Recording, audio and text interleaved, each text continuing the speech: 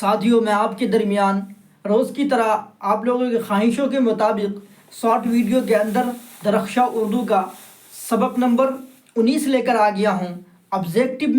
Subjective میں اہم سوالات جو ہیں اس کو لے کر آ گیا ہوں۔ پرویز شاہدی کا انتقال کب ہوا؟ تو پرویز شاہدی کا انتقال 1910 کو لودھی کٹرا پٹنہ میں ہوا۔ کہاں ہوا؟ لودھی کٹرا پٹنہ میں ہوا۔ پرویز شاہدی کی اہلیہ کا نام کیا تھا؟ یعنی پرویز شاہدی کی بیوی کا نام کیا تھا؟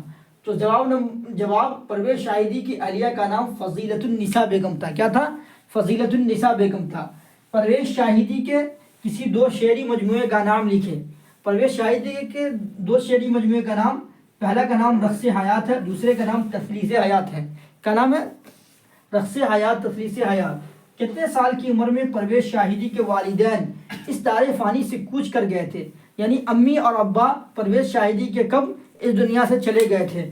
کوچ کرنے کے معنی ایک جگہ سے دوسرے جگہ چلے جانے کو، یعنی اس دنیا سے اس دنیا میں چلے جانے کو یہاں مراد ہے۔ طالب علم کے زمانے میں ہی پرویز شاہدی کے والدین اس دار فانی سے کوچ کر گئے تھے۔ کب؟ طالب علم ہی کے زمانے میں، یعنی پڑھنے کے زمانے میں پرویز شاہدی کے والدین اس دار فانی سے کوچ کر گئے۔ دوستو، میری ویڈیو اچھی لگے تو آپ ضرور لائک سبسکرائب کریے گا۔ پھر ملتے ہیں اس طرح کی ویڈیو میں اگلے ویڈیو میں۔ السلام علیکم۔